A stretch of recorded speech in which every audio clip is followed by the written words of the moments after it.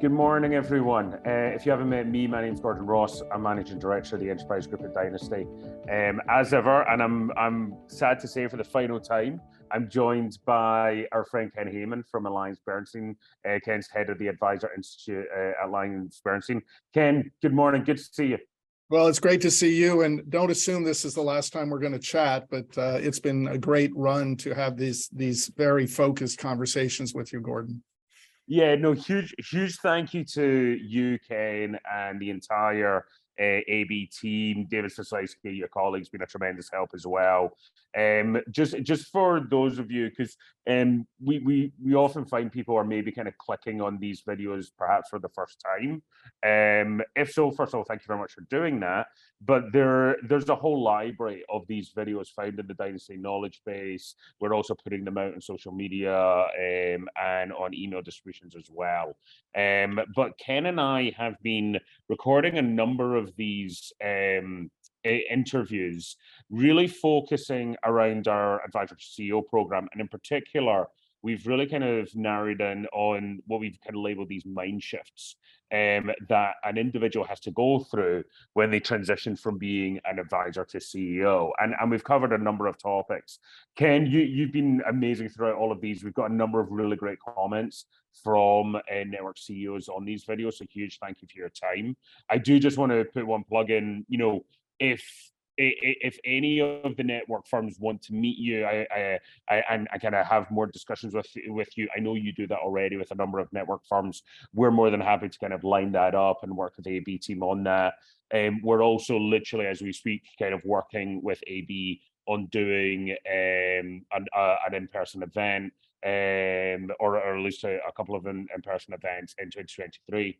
We're recording this in November, so we're deep in planning on that, so looking forward to that. But Ken, no, I just want to say on behalf of Dynasty and the network, huge thank you for your input into this. It's been excellent. Well, the focus you have on developing your talent at all these different levels is really unique in the industry. And as much as we have a great partnership and we enjoy these conversations, the effort you're putting in to help every dimension of the business is really very powerful. And to be able to contribute a little bit to help you with some of that professional development stuff is really a pleasure, and to see the effort evolving at the organization. So I hope everyone in the network is appreciative of how much they have available from you guys to the work that they're doing. And it's starting to show. There's some organizations within the network that are really starting to get that alignment going and getting the resource deployment going. And I think exciting times ahead, really. Absolutely. So we've covered a number of different topics on these conversations, and the topic for this last one is around resources. And I think it's kind of fitting that this comes last, because it's often the thing that is perhaps the afterthought with many CEOs. We've talked a lot about in this series about how CEOs can maybe see the bigger picture. They can maybe see the prize. They know what the top of the mountain looks like, but they don't know the pathway to lead up to that mountain. And often that case is the thing that's blocking that pathway is resources. Can you just talk about how and obviously when we talk about resources, the biggest two that we're talking about is time and money. And so how does this differ in your eyes between the difference between advisors and CEOs, like how they view that limitation of resources? Well, and it's that limitation that is the issue. So if you think about these two roles, and we've been going down this pathway where we kind of talk about the advisor, and then we talk about that wrenching mind shift that they have to make when they step into the CEO role. We've talked about time and the sense of the advisor has the luxury of living in a pretty collapsed timeline, where the CEO has to think not just next quarter, next year, but has to think 2, 3, 4 years out. And we've talked about the constraints, that the advisor can push against constraints and kind of rattle around inside the box, but the CEO has to take the burden on to creating the constraints. So the resource issue is very much the same thing, small picture, big picture. And we've talked at the very beginning of this series, and I want to loop around back to that, is this idea of narrow framing, the behavioral finance heuristic of narrow framing. When a human being is faced with complexity, and this is true for every human, and see the CEO mind shift around narrow framing is critically important for the CEO to actually consciously grapple with. For every human being, when presented with complexity, the brain will automatically tend to edit information out of awareness. And literally the feeling will be, this is the stuff that's important and this is not. That is a trick, because just because your brain has said, okay, this is what's important, doesn't mean this other stuff isn't important from a different point of view. And that's why you and I agreed at the beginning of this thing, mind shift. How do we get the mind shifted so that the point of view fits for the role? So the financial advisor, when it comes to resources, can narrow frame. And they can say, I need the resources to do this, to do this, to do this. And what happens when the financial advisor operates within that narrow frame of reference? Don't hear criticism, it's just inevitable, right? Then the financial advisor can say, look, nothing, there's a famous saying, nothing happens until somebody sells something, right? And so you can become confident and secure and singular in saying, look, I've got to have these resources. I've got to have this or that, or spend this or spend that in order to accomplish what I'm trying to accomplish. And I'm suddenly recalling a fairly painful conversation I had once when I was just starting in consulting, and I've been brought in to a financial advisory office, fairly big office in the Mid-Atlantic. And the branch manager said, look, I really want you to help my younger advisors, many of my rookies, some of my middle tier folks to accelerate their business. And we'd been there for a year or two, and it was showing, and the results were showing, which probably is why I'm here today, because this is about 25 years ago. And I remember one day I'm sitting in the branch manager's office and we're debriefing the process and the program. And one of the top advisors comes in and he says, look, I think you're spending money in the wrong way. This guy is useless. I have no use for him at all. I need that money that you're spending him for my T&E budget. And if I could have my T&E, you're going to see immediate additional revenue from my program. And that, in very much the way that I think we want to talk about today, Gordon, he was saying, look, the issue of professional development, the issue of productivity across the larger branch, the issue of not my problem. And so I can be very much rooted in the primacy of the resources that I need, the time I need, the money I need to sell. And there's nothing wrong with that. That is a great place to be as an advisor. However, the CEO can never say, not my problem.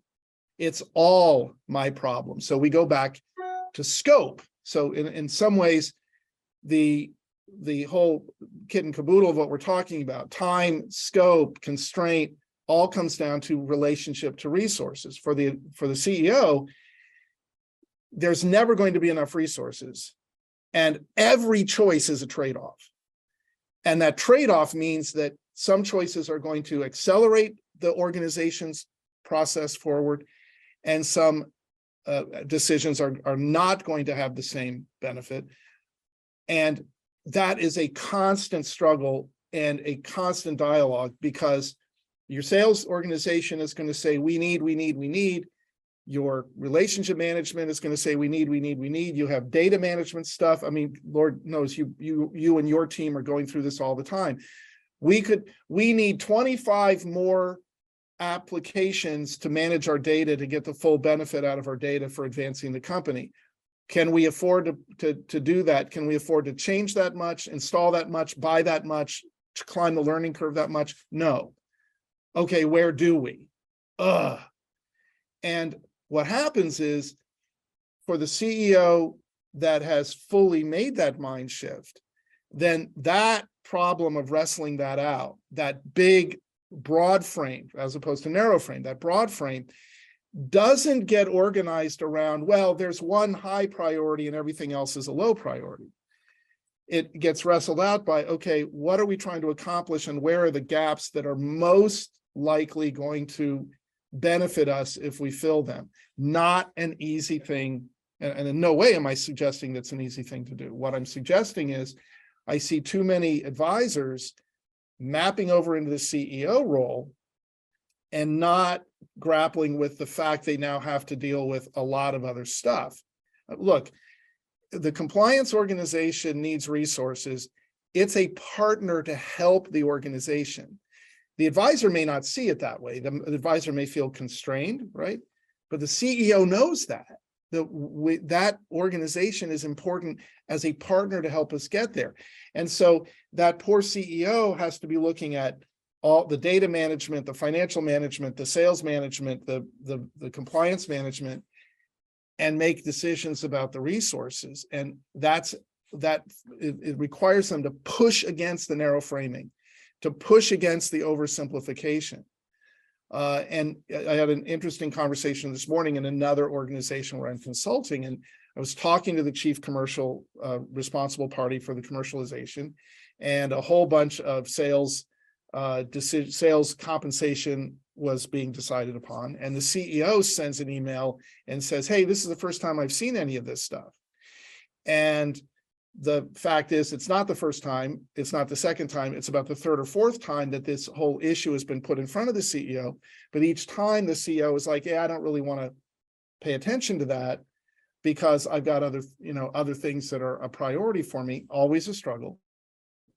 But therein is the issue, is that you are forced to constantly be aware of the larger frame of reference that you're managing and the burden of responsibility to make sure that no one part of the organization dominates the prioritization to the detriment of the rest. How you do that, that's the art of it. But the fact that you need to do it, that's really the mechanism of it. Yeah, so let's go a bit into the tactics of that, like the tactical of it around kind of the decision making around resource allocation. Because to your point, there's several different competing factors. If the CEO can understand that and comprehend that, that's half the battle, right? But then how would they actually go around making the decisions of what to allocate resources to? And what I'm thinking about here is that this is something that we see an awful lot in network firms, maybe kind of like years 2 to 4, because when we help launch a company, there's an initial launch, and particularly if we're helping somebody break away from a warehouse, in the early days and at launch, it's very much around, hey, we're building the company, we're trying to do that quickly. Okay, so in the early days, let's just replicate what we had before in the new world. And that's totally understandable, because you're saying to clients, hey, nothing's going to change, we've got bigger and better things, but at the core, nothing's going to change. And that's great. But there's a mental shift that firms go through that we see normally around about kind of the 6 to 12 months mark, whereby the firm's launched, the dust is settled, and then they call Dynasty with a question like, how should we do X or Y? And in many cases, we turn around and go, okay, well, how do you want to do it now? Because now you've got a blank canvas. And then that leads to this kind of third phase, which I'm getting to, which is kind of shiny object syndrome. Now you've realized you can do everything in the candy store, but there's only so many hours in the day, there's only so many resources. So how do you feel that should be approached with that kind of decision-making process? Well, you are putting a couple of really important organizing concepts into that paragraph of definition you just provided. And I think it shows how much you and some of the leaders you partner with at Dynasty are encountering a common process that these organizations go through. And I think, as I think about that, imagine what would happen if you take all the experiences you're having and you burn it into like a timeline where you can say, look, here's what you should expect. This is phase 1, phase 2, phase 3, phase 4. And it's this experience of, in that wirehouse where you're transitioning out of the wirehouse, there's we've always done it this way. And then you present them with this wonderful and horrible question. Well, how do you want to do it? What do you want it to look like? Where do you want it to go? Because you think about the advisors who are in the wirehouses, every year you face that business planning thing. Well, what's your plan for next year? And you figure out, well, we want a 25% or a 20% or 15% growth, whatever their appetite is for growth, right? But there's nothing about that kind of redefines them. Well, now you throw off those boundaries and constraints and some of the resources that come along with that. What do you want? How do you want it to be? Where do you want to go? What will fit for you? What fits for the group? What's your appetite? Wow, now you have to go from reacting to the world in which you're in to proactively authoring. And as you point out, you then get this shiny object syndrome. And that really is something that all organizations face, because there's really an unlimited number of creative resources that innovators out there are making available to you. A lot, the current thing is, kind of data management, but there was a time when there was, innovations in training, there was a time in management, models and things, all kinds of stuff that you could bring into the organization. You think of Lencioni and all of his teaming kind of ideas that you could kind of grab and drive into your organization if you wanted to do that. Well, you're going to spend money on that consultant, and you're going to spend time on the learning process. So to your point, how do you start to sort that out? Well, the first stage of sorting it out is embracing precisely what you're talking about. There is a tendency to be seduced by these interesting things, and the other party who's bringing this offer to you is absolutely going to be convinced and passionate about how valuable this solution will be in your organization. And here's the challenge that happens to the advisor who comes out of the wirehouse and then begins to develop this business. In the wirehouse, from the moment you show up there and start your practice, you're reacting to external expectations, external feedback, external constraint. You're reacting all the time. There's only so far off the rails you can go. And so you tend to have an outside and other perspective. And you see a lot of times with advisors, a diagnostic of that, Gordon, is when I talk to advisors, I'll talk to an advisor on week 1 of say a longitudinal consultation, and they're all fascinated with this opportunity for marketing, this direction for their business. Then I'll come back in 3 months and they've had another encounter with something, or they've heard somebody at a meeting. They're like, no, that sounds cool. Let's do that, And then there's 3 months later, there's a third. And I've actually had a couple of longstanding consultations where about every quarter, the organization was like, this is the exciting new thing, but there's never time to really learn it, develop it, invest in it, pursue it. There's this just high opportunity consciousness all the time, which is all external. With resource allocation, the key to this is accepting the responsibility to author and accepting the responsibility that all of these offerings that you're going to come to, there's going to be hardware, software, training, wetware, all this stuff, and changes that have to be made. Right? If you want to take your business to the next level, you're going to have to develop it and change it. There's no set it and forget it in this competitive environment.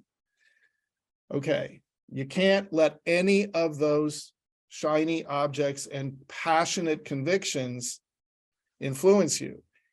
The fact of the matter is, most leaders are highly influenced by that. There's a whole industry, and there was years I was part of that industry where my job was to go sell my consultation to somebody, and without many exceptions, they suspended their judgment about their organization to me. and said, well, do you think this will help? Absolutely, because it's what I do, right? You ask about a tactic. The tactic that has to be considered has to do with what in corporate world they call it a SWOT, strengths, weaknesses, opportunities, threats, blah, blah, blah. It really is a gap analysis. So we need to throw an anchor into the front of us in time, not short time. Where do we want to be in 3 years, 5 years? Much more than 5 years, you kind of exceed the dynamics of reality. But 3 to 5 years, where do we want to be? So question number one, and attached to that is, and why do we want to be there? Why does it matter? Why does that get us where we're going? Well, more money. Well, at a certain point, no, that's not enough. Why? Where do we want to be? And then the next question then is, and this is, you have to noodle on this, is, okay, what's it going to take for us to get there? And there's some things that we can keep doing that'll get us there. But let's take an organization that's come out of the wirehouse. They're 4 years in, they're at, let's pick a number, $1 billion under management. And what I always recommend is, why don't you pick a big, scary number that's worth going for? What good thing will happen to the members of this organization if in 5 years we're at 10 billion? I mean, holy mackerel, that's a big leap. But what it does is it forces you to say, okay, if we're going to get to 10 million, we can't get there the way we have been. Right? We can't get there by the way we use data. We can't get there by our assumptions about any client that comes in the door we do business with. If they're breathing, they're a client, kind of thing. There's so many things that have to change to do that. Now you're in a position, because you have this future vision, and it doesn't have to be that bold or that disturbing a goal, but the more bold and more disturbing, the more this works. Okay, we can see what we have. We can see we can't get there from here. Now the hard intellectual work. Okay, what are the steps we're going to take to get there? And what are the first set of resources we need to bring in? Is it training? Is it software? Is it hardware? Is it data management? What is it? Is it a new building? Is it a new office setting, right? Okay, all of that is what the CEO has to do this with, right? And it feels dreadful because it's all risk. There's no certainty. There's no rule book. That's one of the things you guys are saying to these people. Okay, what do you want?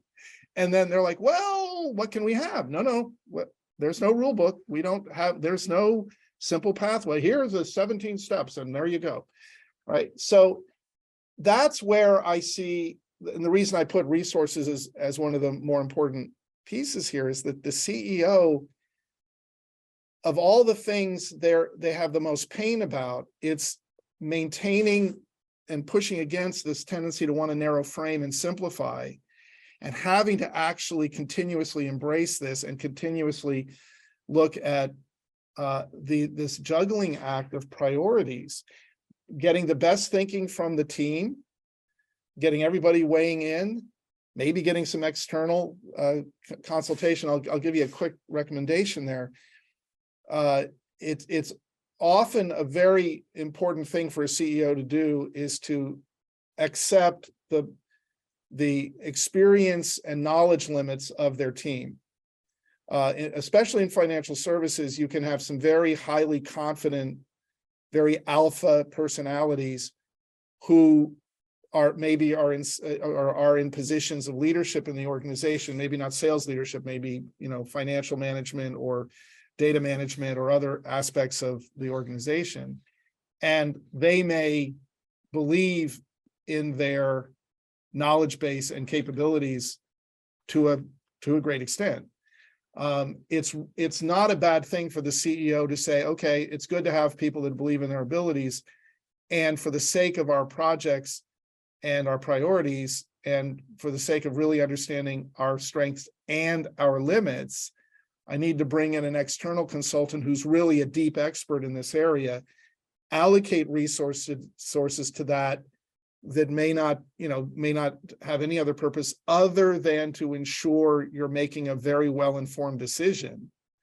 and then use that individual to help you understand, is it really possible for us to do this with the internal talent pool we have? Because there's some things that your internal talent pool can grapple with and do fine, and there are other things they may not be able to. And you see this a lot across organizations where that happens. So hopefully what I'm painting here is a picture of the CEO accepting this kind of fundamental non-determined world that they have to wrestle out and make the best decision possible. And for me, as painful as it is, if I can keep that person with the broadest frame possible and constantly questioning, did we get it right? What's the feedback from the world based on where we're trying to go, which obviously is the first step. There's your tactics, and the tactics, just you confirm it because the CEO says, this is horrible and I'm in a lot of pain about this. And you're like, good, that sounds like you're right on the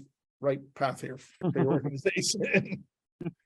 But it's interesting because like this being the final recording, because we're so often in this series we've come back to this concept of definition of success, performance measurement. When you're dealing with resource allocation, like how do you define success then? Like, because on the advisor world, it's very simple. We spent X, and that's normally in two ways: compensation or T&E. Yep. Did we get the returns on it? Did we get the clients coming through the door? Yep. That's it. How do you define success on, oh yeah, we made a decision on investing into compliance?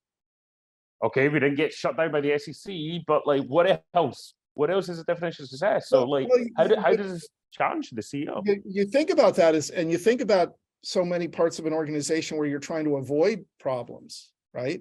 So how do you measure problems you didn't have? Right. And yet, to a great extent, measuring the problems you don't have is a huge part of being a successful business, is that we're so programmed to avoid customer breakdowns, right? So I'm thinking back, there was a great case study that came out of GE a number of years ago that they had a very large, GE is, a big manufacturing organization. They were manufacturing these very large machines, and I forget for what they were used. They were either printing presses or maybe they were refrigerator units or something, but they were big industrial things.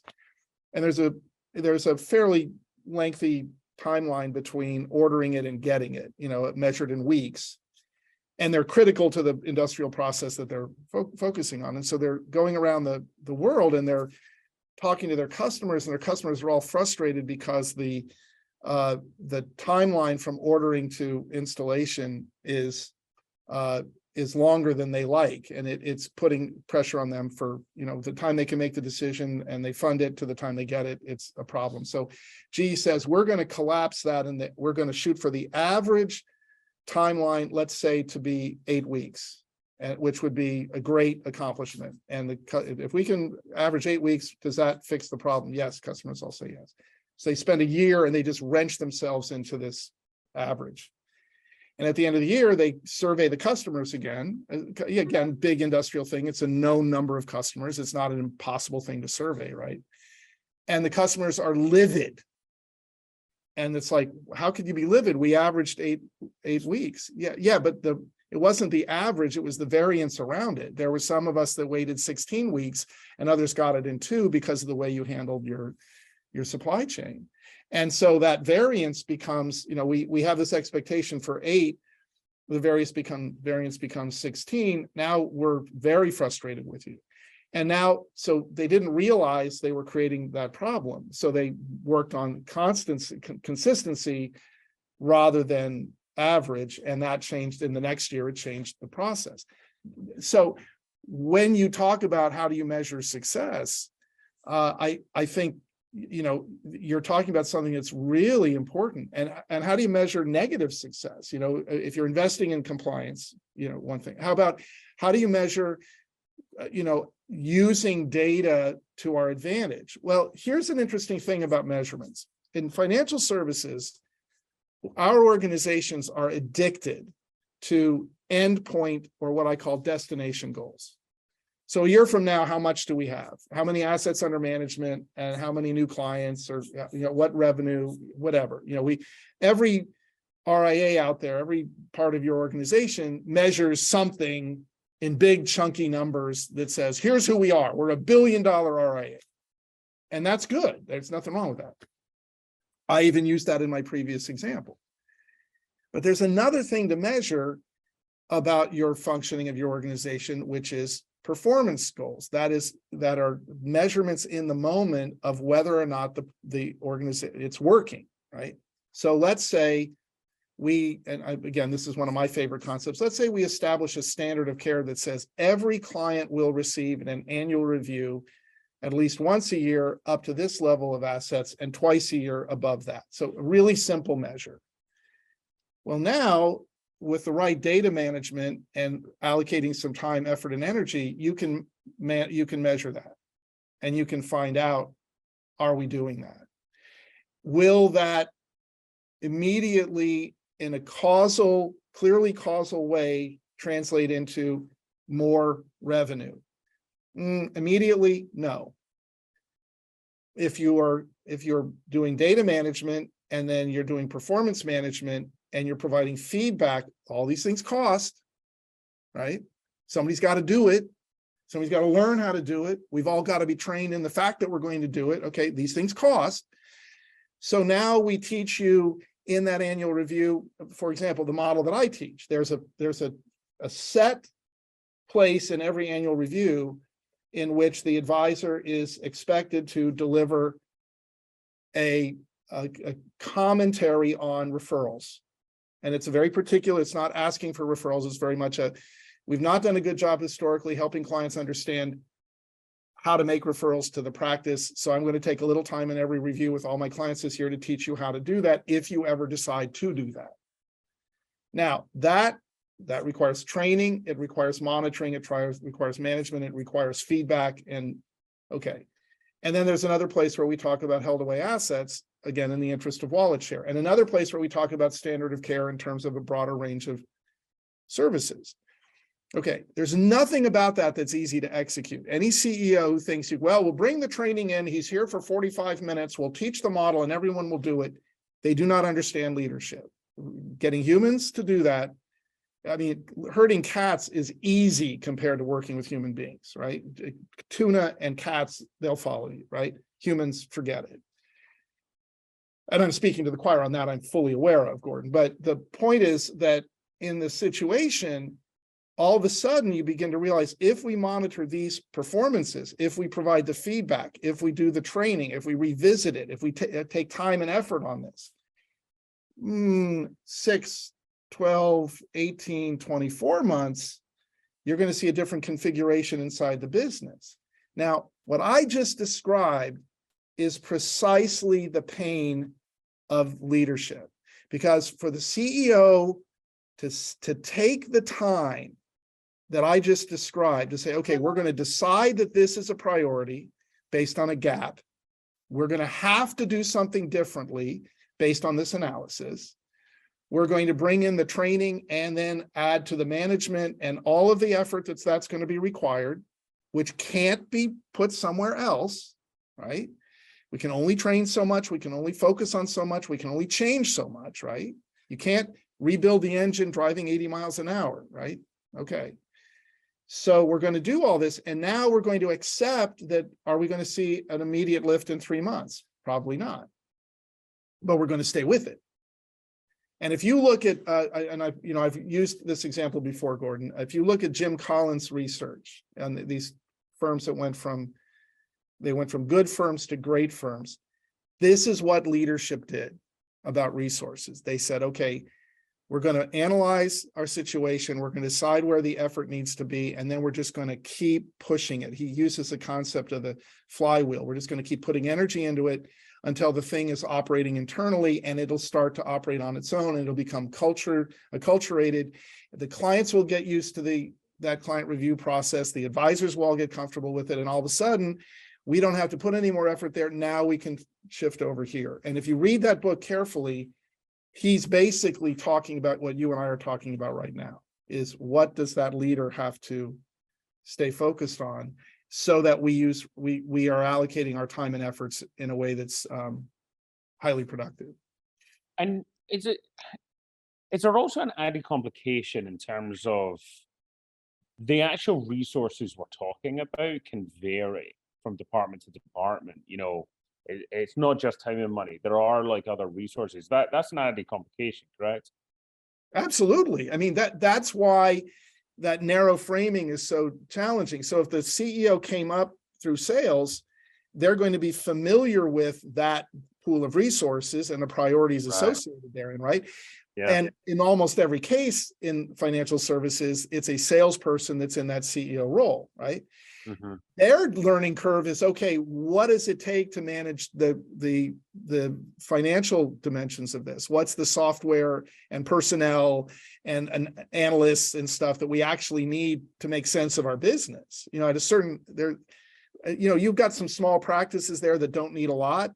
You have some really big complex practices that need a lot more of that. Okay, when do you decide to do that? All right. There's literally very little that will cause a sales experienced CEO to really have a great grasp on that. If they will doubt that their narrow frame of reference is adequate and willfully expand it and seek input from others, again, you have some great peer sharing. And one of the things I know happens in the peer sharing is you have some people that have been down this road and are on the other side of some really painful learning experiences that can say, look, if I had it to do over again, I would have brought this person in much sooner. And I'm thinking, for example, I hear this a lot from some of your folks is, you know, like we brought in a full-time chief operating officer to kind of rationalize our business and have somebody just spend their time on the management issues of the organization. And all of them say to me, you know, I should have done this 3 or 4 years earlier in our growth process. It would have made the biggest sense in the world. The other thing I hear a lot about is, and you and I talked about this when we talked about peer leadership, you know, I'm the CEO, but we're all equal peers, is that a lot of them didn't face the issue of, if we're all equal peers, are we all sharing equally in the financial burden of growth? So we're all taking our share out. And, you know, the CEO has this mindset of, okay, we're going to need resources to grow, but the others may be in a shorter timeline and are not as willing. And I know several organizations that have really struggled with, no, if you're in this leadership position, there's a burden that comes with that. It's actually more of a burden than a benefit. And for a lot of folks who haven't moved up into that full-time leadership role, that's really hard to embrace. So yeah, there's a lot of stuff that's not self-evident, and a lot of, again, I use the example of the client review meeting because it's not like buying a new CRM, right? So you buy a new CRM and, you know, you get all the efficiencies or whatever that comes through that. Well, you can measure that out, right? But a lot of times you don't take into consideration what's the training that's required of that. Oftentimes training and familiarization and learning curve and management of it is neglected. It's like, we'll buy it and then all that other stuff is not important. Well, again, there's a CEO saying, the important thing is the tool, and the use of the tool is not important. There's a cost. And I hope what's coming across here is that those individuals who are CEOs who are aware they're grappling with this are feeling a burden, a painful burden that I'm laying on them, that they have to be even more cognizant of the implications of decisions.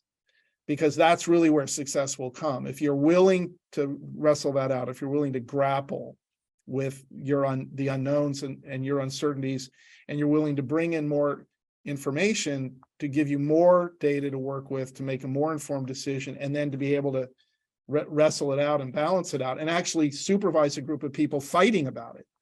The one thing Lencioni says in his books, and he's written the same book like 4 times, which means apparently it's really important for us to hear the message. He said, look, a group of great leaders leading a great company are going to have fights about things like resources. And it's the fighting that's actually the creative process, because that's when the information comes in.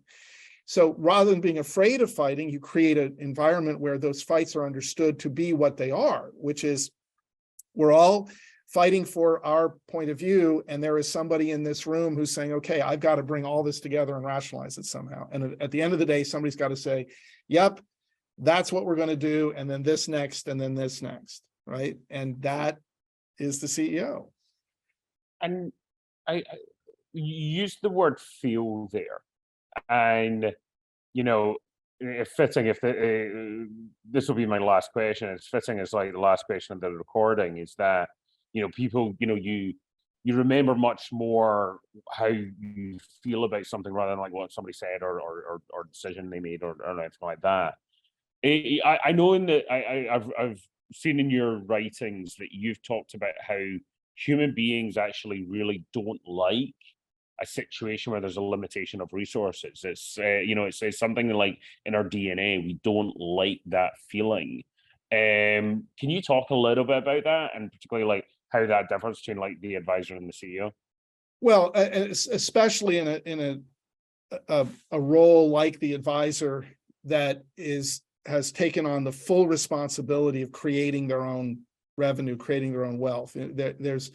There's nothing built into that. It's all on them to find it, to bring it in, to engage it, and to manage it over time. And they've taken on a huge responsibility there. So all human beings are organized around their fundamental survival, but all organisms, right? Humans' sense of their fundamental survival is measured on a much grander, more detailed scale. And that has to do with how many resources do I have and how many resources can I gather?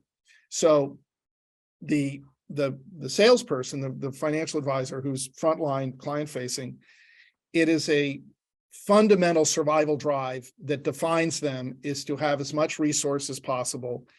And the fact is that once human beings have gathered resources, they will not willingly release them. Once I have autonomy, let's say, once I've gotten to a place where I have a lot of freedom of self-determination and autonomy, the human being is going to see that as necessary for their survival. So the more autonomy I have, better. The less autonomy I have feels worse. And I'm going to push against that sort of thing. The CEO's challenge is that they have to cause resource constraint in some places. And in some places, they're going to, if the organization is going to go where it's going to go, and this one's going to be really hard for some people to hear. The organization is going to go where it's going to go. If we're truly going to be what we could be, there will be constraints that will be required and expectations required, and some self-determination is going to be reduced. Some patterns that have existed will need to change. People don't like that because I'm comfortable in this. I know how to do this. I'm skillful at this. And now you're asking me to do this very differently. I have these relationships that are built this way. We have to expand them maybe to get more resources in. We're not getting as much out of our clients as we should. And I know very few organizations are actually getting the return from their client engagements that they should be based on what the clients actually need that they could be servicing. Okay, so now people are going to have their autonomy, their freedom, and some of their resources constrained. That's why I mentioned that peer leadership is, okay, you're a leader in this organization, you are taking an ownership share, and what we need is for all of us to give up some ownership share return in the near term to take the step in the longer term, right? That's a classic issue. They are not going to like it. And because it's taking away from that sense, that gut level sense of my well-being. And for many human beings, they don't understand the trade-off of I give a little now and get a lot later. The CEO really has to have that mindset and has to suspend that sense of it's a problem if people start to feel constrained and come back around to them with that vision. And it's that vision that sustains. And again, Collins is really great about that, is that we need to have a vision. Where are we going? Back to the original statement. Why are we going there? Why does it matter to go there? And what's it going to take for us to get there? And if the CEO is skillful and committed and willing to bear the burden of that, You then get your humans aligned with it and you fight it out and you commit to that. And then you wrestle out the allocation of resources. Eventually it'll get clearer. You'll get down the pathway. You'll see where you're getting rewards. The feedback will, help confirm or correct your course. But all of it is an investment of effort. And the CEO is maybe this is a good place to end. The CEO is constantly pushing against chaos. You got all these humans who want to go in all these different directions. The CEO is constantly bringing them back, aligning them with the vision, explaining why resources have to go in this way, showing them what the return will be on that, constantly expecting human beings to push against that. One of the things we said earlier, I'll remind the CEOs on the call, humans will test your resolve. Do you really mean it? Do I have to do this, or is it possible for me to avoid doing this? I remember I started in a role at a firm once, and my immediate supervisor said, "I'd really like you to get licensed." When I had a clinical license, but I didn't have I think he wanted a Series 6 or something like that. And so I said, "Okay, I'll say, okay, sure, boss. I'll send me the materials." And I just waited to see if it ever came up again. And 3 years later, it never come up again. So I assumed he didn't mean it. So, I didn't go out and fulfill on it, and it never was something that was required. That's classic human, right? Not just Haman, human, right? So for your CEOs, therein is the challenge, is that humans want that autonomy. They want to gather as many resources as possible. That you put them all together in the room, it's going to be chaos.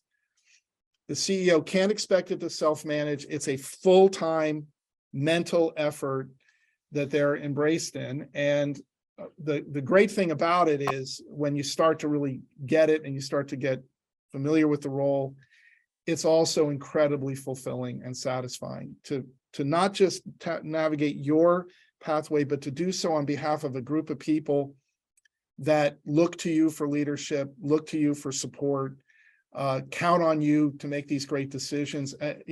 In terms of a way to spend 5 or 10 or 15 years of your career, I can imagine very few things that would be more gratifying, and very few things would be more challenging. So maybe that's a good place for us to. What a great place to finish off. Pushing against chaos, coming on a T-shirt from Dynasty to you. There you go. Very good. Ken, thank you so much. I really can't thank you enough, and the rest of your AllianceBernstein team. These have been excellent. I definitely am very aware that this is just the start of the conversation, not the end. But Ken, thank you so much, and thank you to everybody listening. Like I said, there's a whole library of these interviews. We've done 9 of these interviews, and we've sliced and diced them up into little segments. So there's a whole plethora of videos on there. But and if anybody is listening to this and they want to discuss things further with Dynasty or with AllianceBernstein, please feel reach out to us. But Ken, thank you so much, and I'll see you again soon. We'll see each other soon, Gordon. Thank you. Bye-bye.